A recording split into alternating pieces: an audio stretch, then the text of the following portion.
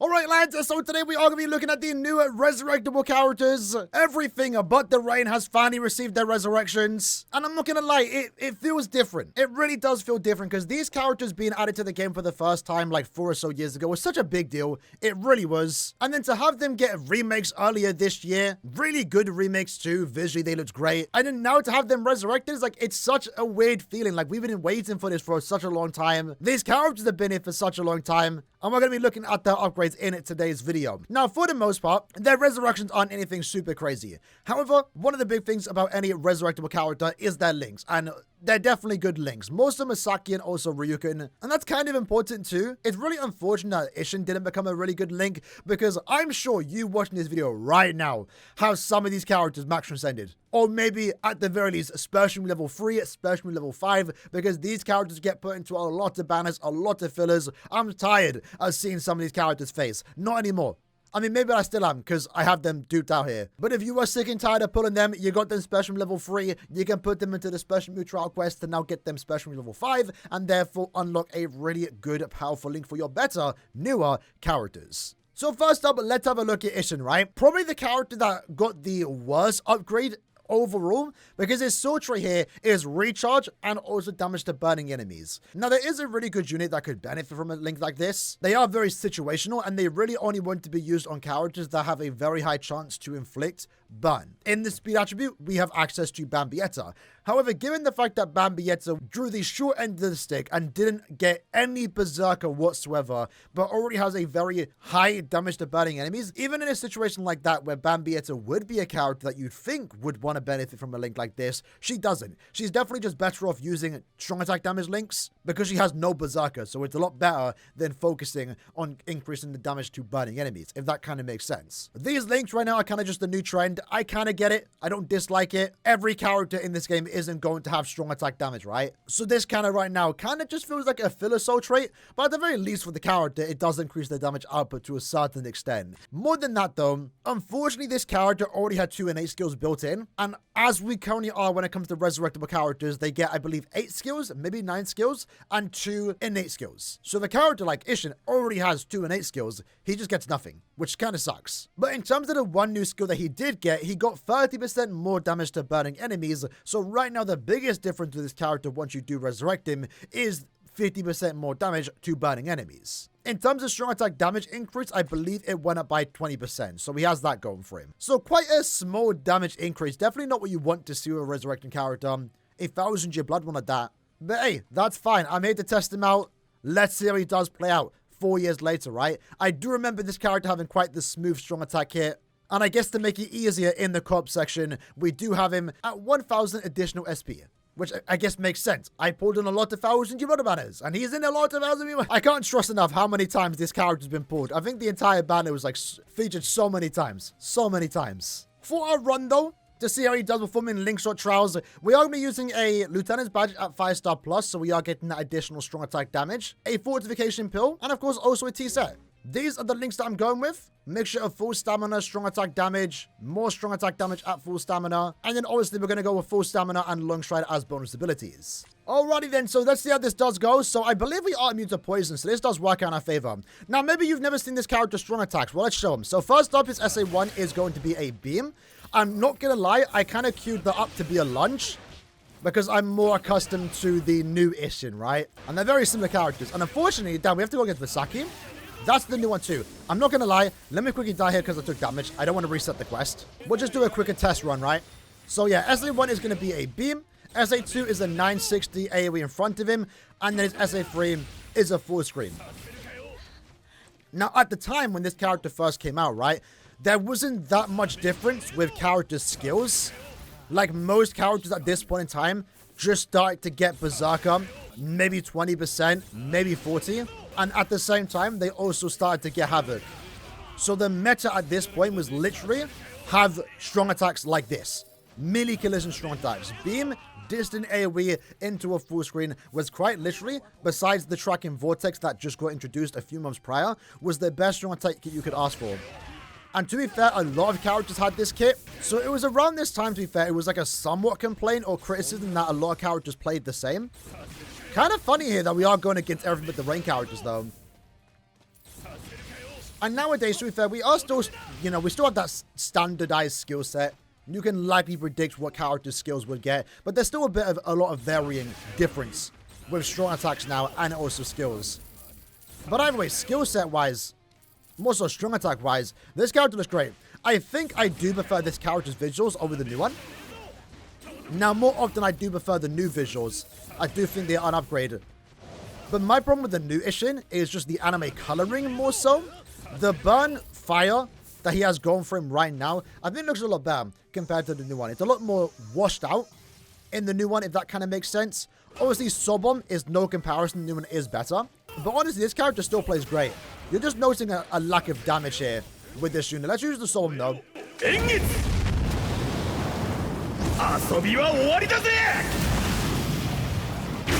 It's still a cool Sobom. And then now we get to do, crap, 50% more damage. We weren't even able to. I had no strong attack ready. But he still plays very good, I will say. And in that case, for our very first run, we did die. We wasted a bit of time. We got a 2 minute and 28 second clear time. Let's try that again. All right, then, turn number 2. Let's try that again. So one thing I'm noticing now, right from the get-go too, and that's the unfortunate part about this character's resurrection, is because he can only get one new skill, he got damage to burning. I feel like Guard Break should have been here, because Guard Break, it took us a while to get to this point, but Guard Break was a heavily requested skill for these new resurrectable characters, and they finally get it, and it's been very common now for a lot of these new resurrections, and unfortunately Isshin just doesn't get that, because he had almost no new skill to get. He only had one new skill to pick up, and it went to damage to burning. And that's nice and all, but I feel like maybe Guard Break would have been better. And again, I mentioned it in the video when we spoke about the characters' resurrections, reacting to them. We have seen now that K-Life can remove skills, and I feel like for some characters like this, they kind of just have to. I think he has Bruiser built in. He doesn't need it. Get rid of that, put Guard Break on. Maybe remove another skill, and maybe just give him an SP boost or something. That would have been a bit more enjoyable. Because damage output on the bosses, we have no increased chance, so we don't really have much opportunity to get like that extra damage. But one thing I can't remember if they fixed it. If anyone played with this character when he came out, you would know. His SA, I think they did fix it. His SA2 had a problem where if you used it, you could just walk through it and cancel the SA2. Like his SA2 was doing almost no damage on launch, which was kind of a funny bug, but they did quickly fix it. I believe they maybe fixed it the next day or two. But Isshin is a character that was worse on release. Not intended by any means. But definitely, as you can just see from the strong attack here, that was what made characters good. Because every character had guaranteed a certain number of damage output, 20% Berserker. There was a heavy emphasis on having good strong attacks. And if you had a strong attack kit like Isshin, you were pretty much considered one of the best characters in the entire game. And that's exactly what Isshin was. He also did have Read Hollow Dodge, so he was used in the monthly Transcendence Training Ground something quest, Hogoku Zone, which was the new quest that Caleb was pushing to farm Hogokus because we were begging for Hogokus at the time. And their way of selling us that was to make us either pull for the new character or go through 3 minutes of enemies constantly dodging. It was a bit of an annoying gimmick trend that they had going, but they eventually stopped it. And now at this point, every character can dodge. And at the same time, we very rarely even see dodge enemies anymore. Maybe only just in Senkamon. But yeah, Isshin, honestly, is still a really cool character. Visually, I think he holds up. He has more memorable attacks in his gameplay compared to the new one. Like, more specifically, his SA2 is the blood attack that he does do where he blows blood at white. I still think he looks great. I think he's still a cool unit. Isshin, I feel like, doesn't get enough love in this game. And the only time he does get love is as a 1000-year Blood War character. And the newest one that we just got, that just reran, is a prime example of that. He's a really good unit for being a unit that isn't tied behind an anniversary or anything. For the most part, when this character released, many people were actually pleasantly happy with how he did turn out. He was one of the best characters released for his time, and now his resurrection, unfortunately, didn't get the best upgrades. Next up, though, we have Ryuken. The one everything but the rain character that didn't get remakes, which I kind of get it. He literally does nothing. I'm very surprised in the first place that he did get a character. And I've been hating on this character. I've been a prime Ryuken and Uryu hater. Maybe not anymore. Maybe I was too harsh on the lad, because right now, one of the best parts about this resurrection batch is that his soul trait is very, very good. And finally, you love to see it when it happens. We've had many 14% recharge soul traits just get trashed to the side and become bad soul traits. It's the one time you want a soul trait to be perfect, because it is a really good soul trait to begin with, an enhanced soul trait. So being a 14% recharge power link, there was a lot of expectation for this character's second soul trait. And as you can see here, he pretty much got the best outcome. 20% more strong attack damage when you are at full stamina. Very easy to fulfill, very powerful soul trait, a must-have for any power unit to make them overall better. Mugetsu, for example, is a prime character of that, and he just returned today. So for the most part, while no one would really care how he turns out with his skills, for example, the main thing to take away here is that he actually got a really good soul trait, and that's the most important part. It's more orbs if you own the character, and a really good soul trait for your better, more fun, enjoyable, cooler, impressive, dominated. Nah, I don't know where I'm going with this. In terms of upgrades though, because he was lacking innate skills, he actually does pick up a few set of skills here. So one, he does get guard break. Again, that's what you want to see with resurrectable characters. He does get a team heal, which I guess is nice. It does work with his soul trait. He got, I believe, a 40% berserker increase. I think it was 20% actually, 20% increase. And I believe he got weakened defense. In terms of the skills that he does get, he got quite a few, but the skills that he got, he didn't get anything super crazy. It kind of just feels like the skills that he got are skills that a lot of characters get if they're just missing one skill. If that kind of makes sense. I don't know how to best describe it, but like weakened defense gets thrown to a lot of characters. Stam recovery, and at this point, guard break gets now thrown to a lot of characters. He didn't get any unique skill that makes him stand out, I guess, is what I'm trying to say. Besides, again, the sword trait, which is the main part. And for me, I already worked on the character, level 10 attack, focus, and SP. And I also do want to try and reroll that 6th slot to get 500 SP, because yeah, it's kind of worth it now at this point. He's by far the best power soul trait in the entire game, and at this point could even be a contender for best soul trait in the game, because you can never go wrong with 14% recharge and 20% more damage at full stamina. For the build that we're going to be using these 3 accessories, we actually can use the human 5-star plus Daddy's Great Whistle. I'm not upgrading that just yet, so I'm not going to do that. We're just going to stick with the Quincy Cross, go with Quincy focused accessories for the most part. For the soul traits, we're going with a mixture of recharge, full stamina, damage to enemies not afflicted by an ailment, and you know, Orihime, for example, is a very good soul trait for power attribute characters. And now Ryuken goes alongside and it's an even better link because he does offer them more recharge. So let's jump into the quest. Now, in regards to Ryuken, right, let's quickly demonstrate his strong attack kit. His SA1 is a small beam in front of him. It's a pretty decent strong attack 1. His SA2 is the pushback attack, like shotgun wave attack that is something that we've not seen in a while, to be fair. I believe the last character that had this might have been someone like Don Kanoji. Now, this SA2, it's a weird one. I would consider it bad, but I wouldn't mind it returning if it had a maybe secondary attack to it, because you'll see that against Ganji that we just did against. It's capable of doing a lot of damage against poised enemies or enemies that can't get pushed back. Against ones that can get pushed back, they can't get the full damage off if you aren't doing enough damage. We actually did one-shot the enemy there, but the main thing is that it hits a lot of times and pushback's heavy. But against a boss like this, it's almost an absolute nuke of a strong attack too, because you're able to get all 46 hits off, gets further increased if they have frenzy 2 or 3, and it is capable of doing a lot of damage, but it's a very situational attack. But right now, since we are fortunate enough to go against Soripers, this character's looking quite impressive. Let's use the 2 there. We lost all our full stamina, so unfortunately we've lost a lot of DPS, but we'll keep going. But in general, I wouldn't dislike this SA2 returning. Maybe not on like a really good character. Not really good character, a popular character. I wouldn't mind them experimenting more so with that SA2 if they do want to bring it back. Luckily, I guess, to be fair, we're back up to full stamina, so that kind of works out in our favor. Our damage output actually seems quite good here, since there's a lot of Soripers, fortunately. But you can see that we used the SA2, right? And the enemies on the outer side of it barely took any damage. And that's the kind of idea with that SA2, why it can be bad and why we haven't seen it all too often. But against bosses like that you can't push back, it is actually a really good one. And what I was trying to say earlier, in regards to Ryuken, he's kind of a funny character because his existence is in the Soba Mosov. You see it here. If you remember in the manga and anime, Ryuken does nothing. He pulls up in this outfit with Katagiri and just does nothing because the situation was already dealt with. So this is kind of, in a way, like a what-if unit. What if Ryuken pulled up earlier? What if maybe Masaki didn't take care of White? Is this what he was going to do? Well, all he does is a single arrow shot. It doesn't really do much. It's a very basic soul bomb, but I guess it's kind of cool this character exists in the first place. So, you know, I can't really hate on the character for existing, right? To a certain extent. Maybe I can, I don't know. Let's use the SA2. That was terrible. That's what I mean by it. It's a wonky SA2. Let's do that. Go all the way up here.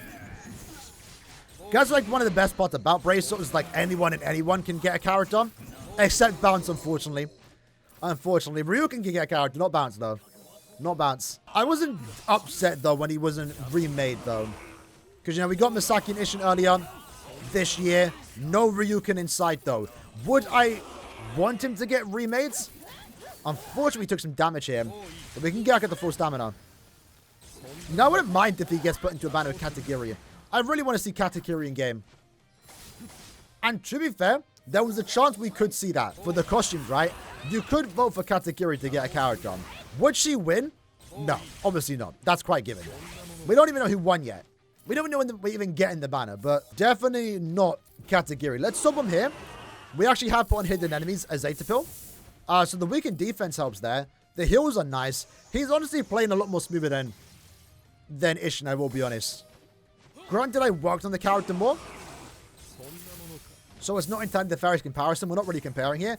But he definitely, unironically, felt more smooth. It's also in his favor because this quest has a lot of sorry enemies where Ryuken does get killed. Speaking of that too, one of the things about this character here on why he did kind of, didn't really have much going for him when he released is that he was another power super killer. At this point in time, we were getting so many power super killers. That's kind of one good thing about this current era of Brave Souls. It's obviously to promote more so guild quest content, but there's not many crossover with killers and attributes. Every character is coming out with different killers, different attributes. Back then, man, the amount of power super killers we got, it was annoying. So because of that, we had so many good power super killers, this character was kind of dead on arrival. Especially with the fact that he just had a worse strong attack kit. He had nothing going for him. There was no reason to use him besides maybe the fact that he had sharpshooter, and that was kind of like the only unique thing about him. But hey, now he's got a better unique thing about him, being a really good soul trait for our better power characters. And last and definitely not least, we have Masaki, the character that aged the best out of all three of these characters, and with her newfound resurrection, gets, I think, a lot more enjoyable as a playable character. So first up, soul trait obviously is really good here, being 20% normal attack damage with 20% more normal attack damage when you are at full stamina. This, of course, is more damage for her, but it's also a very good soul trait for any hard normal attack damage character, which is bound to happen. There's a lot of good ones out there, and definitely more to come. In regards to the skills that she does unlock, she got one new innate skill. Would have loved for her to have gotten two here, but she does pick up long reach. And that's quite good, to say the least, in terms of playability. Range characters having long reach just means more range, and they already have good range to begin with. So in a way, it also means more protection, because you can stay further away from the enemies to further keep that full stamina. And with that full stamina damage in mind, she also does pick up multi-barrier. So now that SA2, boost and barrier, is giving 5 barriers for herself, 3 barriers for her teammates. Normal attack damage, unfortunately, I don't believe did go up. You know, outside of the fact that she does get the extra 20% here. So she did get a damage increase, but she could have got a higher damage increase. One skill I would have loved to have seen here, maybe, in replacement for multi-barrier, honestly, would have been booster. Right now, SA2 does give a 33% attack, focus, and defense increase. Would have loved to have seen the booster skill for that to go up to 43%, but it's not that big of a deal. The booster was more so for her guild quest performance, which in all honesty, she's still the best booster for the ranged no affiliation guild quests. That might not stay there for too long, though. I feel like we're going to get someone new to replace her. But she, unironically, is still a meta character in that guild quest phase. She's still a perfectly usable normal attack damage character, comparable to some new units with how, you know, normal attack damage characters have been treated. So in a way, she's aged well. She really has. If anything, what I would have changed with her resurrection is remove the strong attack damage. We don't need that. And then get the booster skill. If they'd done that, it quite frankly would have been a perfect resurrection.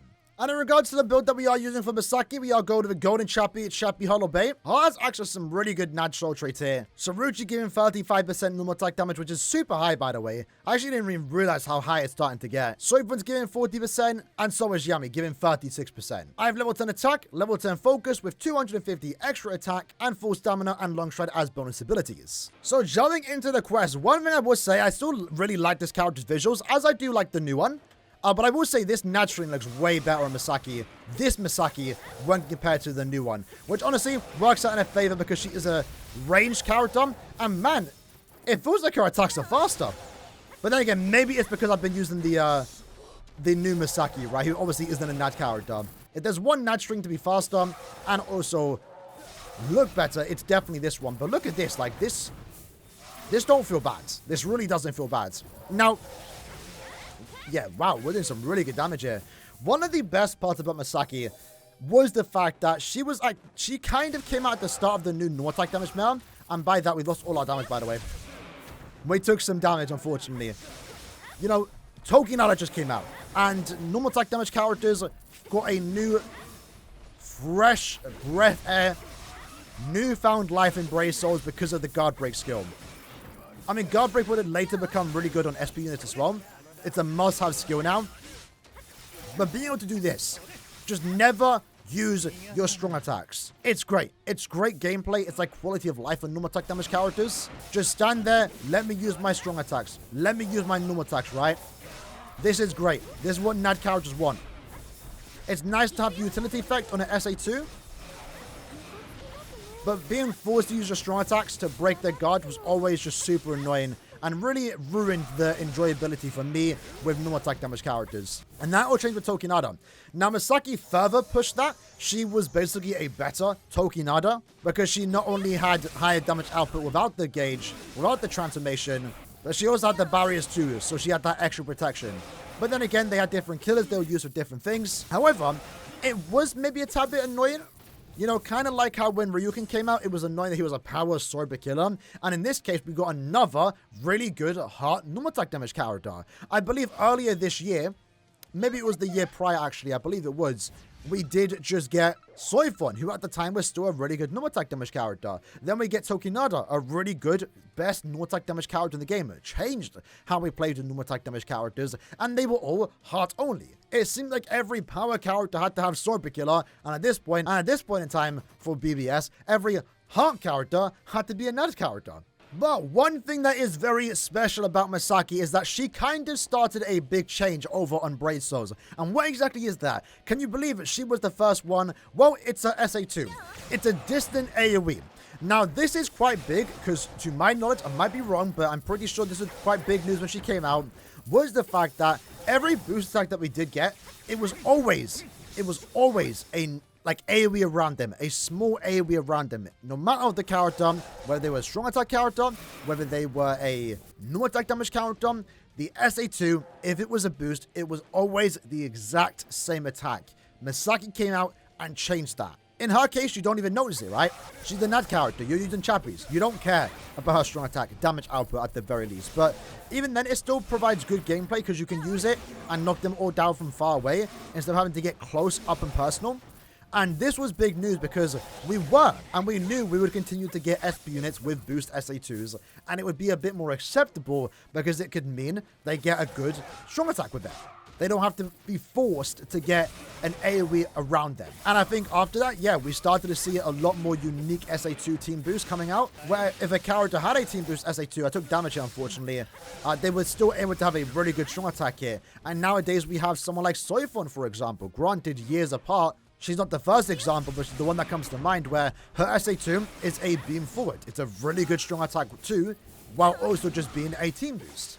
And that whole change started with Masaki, which is kind of crazy to think about. So, you know, while she didn't revolutionize NAD characters all too much like Tokinada did, she just further cemented that. She did at the very least change the way certain boost characters would be used in the future, which is really cool. And unfortunately, I missed that box. I can heal again here. Never mind. We are fine. We are fine. But yeah, Masaki still plays great in honesty. Basically like any other NAD character. Which is a compliment, but maybe a diss to newer NAD characters, right? Let's go use the summon for the sake of it, though.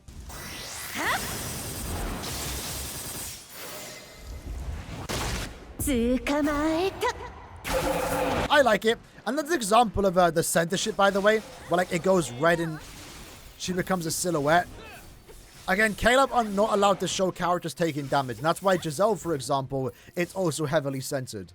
I guess I don't know. I'm not sure entirely why. I think they're just playing it safe. But I don't dislike it too because it does add a bit more style, substance to the soul bomb. Because when she gets hit there in the soul bomb, it does actually feel impactful and really cool too. But yeah, Claytime isn't anything super crazy. But honestly, she still plays as good as she did when she came out like 4 years ago. Now just more range, a bit more protection with that SA2 as we now have extra barriers.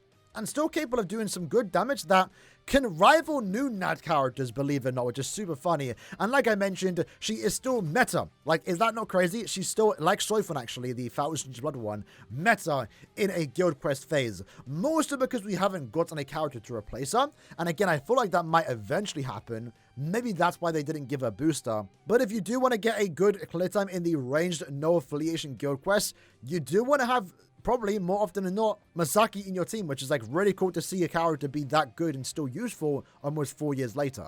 So yeah, overall, with that said, my opinion is still the same as when we reacted to the resurrections. I feel like the batch itself could have been a lot better, more so just in regards to Isshin. I feel like Isshin should have just got a bit more. They should have taken away some skills, made him a bit better, especially considering the fact that they didn't make him a good link. I mean, Ryuken got a bunch of new skills, so he definitely plays better when compared to him being at a normal 6-star character. But most importantly, him and Masaki got really good soul traits, which is like the most important part for majority of the players out there. You know, even if they did get good skills, you still probably wouldn't use them over new, better meta characters. So the best thing these characters can hope for is a really good soul traits, and we got 2 out of 3 in this particular batch. And again, if you own them, it's 75 more additional orbs. It's a good batch to get these characters soul traits because again, they were featured quite heavily. Probably will still be featured in new banners too. So at least now, if you do pull duplicates of them, if you do pull them and you haven't actually got them already or max transcended them, especially with level 5 more so, at least now you know you could be getting a potential good soul trait. In general though, this was a really cool banner. I think visually, more so Masaki and Isshin actually aged quite well too. And again, just really cool we had this banner. It was 1000 Year Blood War 13, the second to last, or technically third last ever 1000 Year Blood War manga banner we ever would receive, but we didn't know that at this time next month we should also be getting round 14, the Ichigo and Ryuken resurrected. That's going to be really cool to see, and that for the most part for a very long time was the very final 1000 Year Blood War banner, which is kind of crazy to think about because we get so many 1000 Year Blood War banners at this point. But you know what? I'm rambling on. We'll talk about that when the characters do get resurrected this time next month. In the comments below, let me know if you have any memories of these characters. Let me know how you feel about their resurrection. I'm curious to know, and I'll see you guys next time. Take care and peace.